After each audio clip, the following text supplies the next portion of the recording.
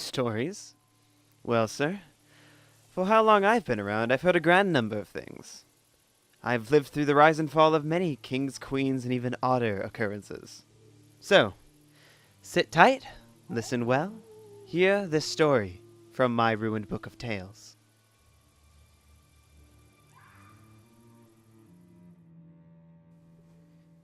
Kings and queens have the weight of thousands of people resting on their shoulders.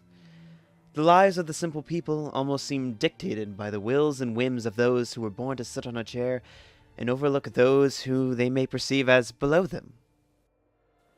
This brings me to talk about the Kingdom of Wayrest, the capital of Breton power, and the most populated city among the Breton-controlled provinces. This has resulted in some rivalry with the city of Daggerfall, but that is a story for another time. Today, I will tell you a tale of the Andric family, the royal bloodline that has controlled the Breton throne for thousands of years. They have overall been a kind family, leading Hierarch into an age of peace, freedom, and prosperity. They were a kind people, and I was privileged to have had the opportunity to serve them, while it lasted.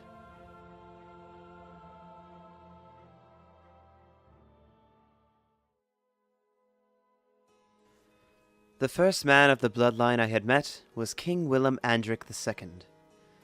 This was a man who never truly longed for the throne, but the crown nonetheless fit him quite well. His rule found his kingdom content, and for the most part, happy, almost in bliss. But for Willem, it was a period of great stress.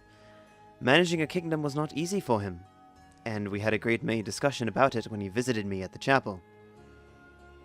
But it was not without its joy. He did have a queen standing beside him, you see. Her name was Azula Atreyu. Many people have heard this story as a rumor, as if they were destined to meet. But the reality of it was much more mundane. It was only by pure coincidence that they met, and what a pairing it was. Strong as the kingdom itself. Merely 6 short years into his reign as king, Willem found himself in the Mages Guild, as was not unusual for him.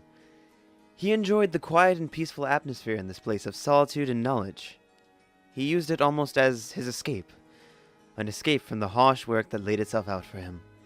And on an even simpler level, he wanted to know more, and grow. He never once thought he was above gaining a better understanding of this world, which was a rare trait for someone in his position, but I digress. Azula, at the time, was also rather young, even for an Ultima. She was a shorter one of her kind, and did not have the typical yellow skin of her kin. She, in fact, shared little of the traits of a typical Ultima, due to her ears being longer than most High Elves, her short stature, and her unusual ginger hair, which no one else in her family possessed. And yet, she was still beautiful, a gem among the people. But that wasn't all she had. Her mind was sharp and her wit was quick. She could silence the bravest of men with nothing more than a comment and a look. She likely still has this quick wit, but I haven't spoken to her in a number of years.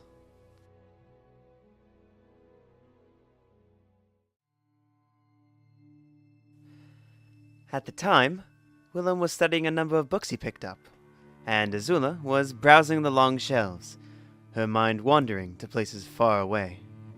Willem, often when he would grow distracted in thought from his long studies, would look around at the many people who come to the Mages Guild in order to refocus his mind.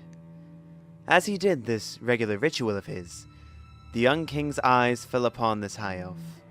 The first thing he noticed was her long, ginger hair, which only served to increase his curiosity. He looked in for more detail, taking note of her angular features and long ears.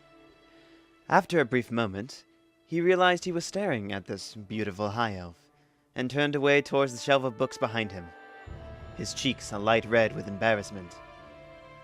Upon calming his nerves, he resumed searching for a book, whose title escapes him even then, but he recalled what its appearance was, a black, leather-bound book of old myths and legends surrounding the people and culture of the ancient Nedic civilization. As it so happened, Azula was looking for a book fitting a similar description. Running her hands across the spines of the books, she scans each one carefully, trying to discover this rare and powerful tome. However, she was so careful that she remained oblivious to the world around her.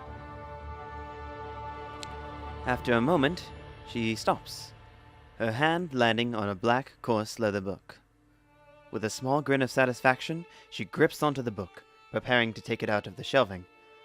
At this moment, however, the young king also discovered the same book. He lunges forward at it, screaming, "That's it!" not realizing that Azula was already taking this book. His hand landed right on top of hers.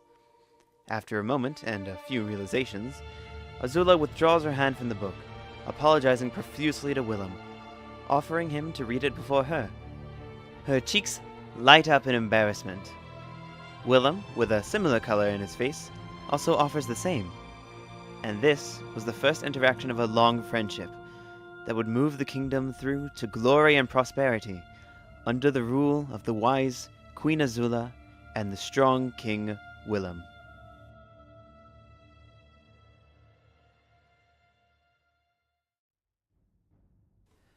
King Willem and Queen Azula accomplished a great many things during their time together.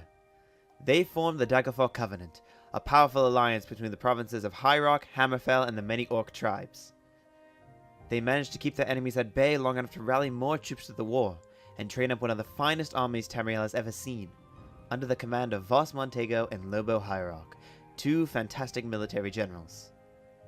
But one decision in particular left the kingdom divided. But we're not quite there yet. For the most part, the kingdom was calm and slept easy. But as all things, it can never last forever. Willem was, in fact, slowly being poisoned by an unknown assassin. He, however, never wished to show this weakness in him. All his treatments for this slow death were done in private, away from the public's eye, to avoid panic and discord. He still worked vigilantly to both secure the alliance with Hammerfell and ensure that his grand dream for his family and his people would never be snuffed out. The day he died was a sad day for all of Hierarch. A good king and a great man, reduced merely to a name to the future people of Nirn, but he was so much more than that. He left Azula as the Queen Regent, and wanted her to carry his dream forward until a new king would rise. A man who never longed for power, but found greed within it.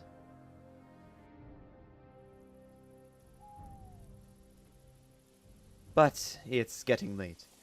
I do believe that story can continue another time. My name? That is a much longer story.